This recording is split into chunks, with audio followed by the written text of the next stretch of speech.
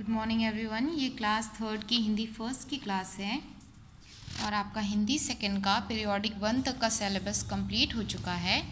हमें हिंदी फर्स्ट में हमने भाषा पढ़ा, वर्ण, स्वरों की मात्राएं और संज्ञा।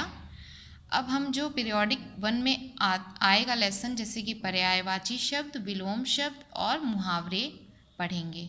इसीलिए आज मैं आपको लेसन 12 पढ़ा रही हूँ, पर्यायवाची शब्द, क्योंकि पीरियोडिक टेस्ट में ये लेसन्स आएंगे। तो देखते हैं। मेरी माँ मुझे बहुत प्यार करती है। श्री कृष्ण की जननी बहुत भाग्यशाली थी। मेरी माता जी सुबह 4 बजे उठती हैं। ऊपर लिखे रंगीन शब्दों को ध्यान से देखो। सभी शब्दों का प्रयोग माँ के लिए किया गया है। हम यह भी कह सकते हैं कि इन तीनों शब्द का अर्थ माँ है, यानी माँ, जननी और माता जी।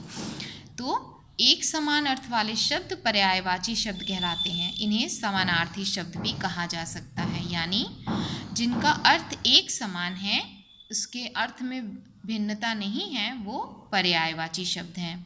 इसकी परिभाषा आप ऐसे भी लिखते हैं कि एक समान अर्थ वाले शब्द पर्यायवाची शब्द कहलाते हैं, अथवा इन्हें समानार्थी शब्द भी कहा जा सकता है। समानार्थी का मतलब होता है समान अर्थों वाला, और पर्याय मतलब उस शब्द का पर्याय, जैसे कि माँ, जननी और माता जी।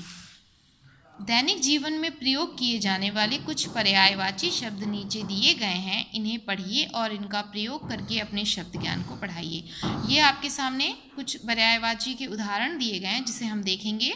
जैसे अग्नि को आग, पावक और अनल भी कहते हैं। आदमी, नर, पुरुष, मानव। आकाश, नभ, गगन, आसमान। ईश्वर, भगवान, परमात्मा, प्रभु। उपवन, बगीचा, उद्यान, बाग। कपड़ा, वस्त्र, चीर, पट। चंद्रमा, चांद, चंद्र, शशि। दिन, दिवस, दिवा, वासर। धरती, धरा, भूमि, पृथ्वी।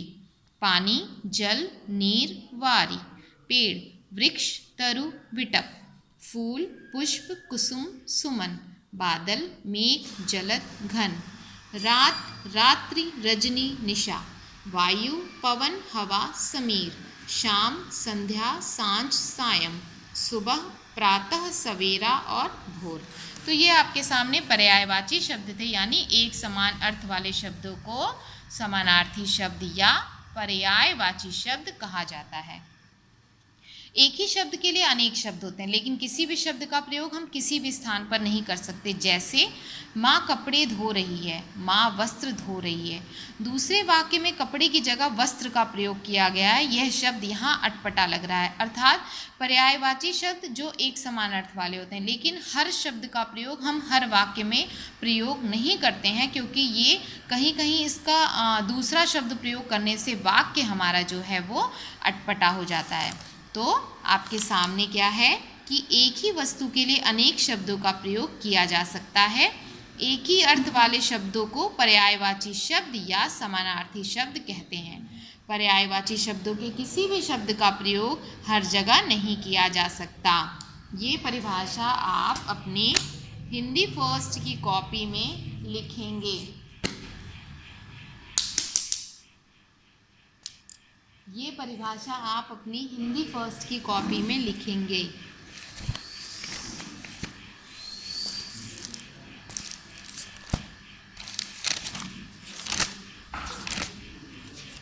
जैसे कि आपके सामने क्वेश्चन, तो पार्ट 12 से संबंधित आपके सामने प्रश्न उत्तर है। पर्यायवाची शब्द किसे कहते हैं? आप इसका आंसर लिखोगे। एक ही अर्थ वाले शब्दों को पर्यायवाची या समानार्थी शब्द कहते हैं। एक ही वस्तु के लिए अनेक शब्दों का प्रयोग किया जा सकता है।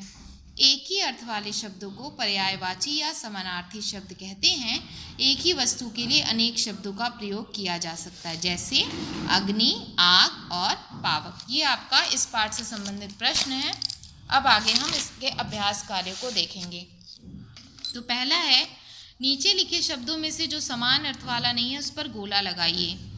फूल, पुष्प, फल, कुसुम। तो फूल को पुष्प भी कहते हैं, कुसुम भी कहते हैं, तो फल पर।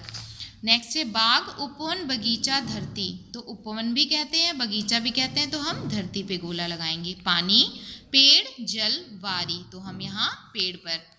वायु, हवा, वस्त्र, पवन। हवा और पवन वायु का समानार्थी शब्द है, तो वस्त्र। सुबह, सायं, प्रातः, सवेरा। तो हम यहाँ सायं पे लगाएंगे। रात, संध्या, निशा, रजनी। तो निशा और रजनी रात का समानार्थी शब्द है, तो संध्या पर हम गोला बनाएंगे। चित्र देखकर उनके लिए दो दो पर्यायवाची शब्द लिखने हैं। तो पहला है फूल, कुसुम, सेकंड पेड़, वृक्ष, थर्ड आग, अग्नि, एंड फोर्थ मेघ और जलद।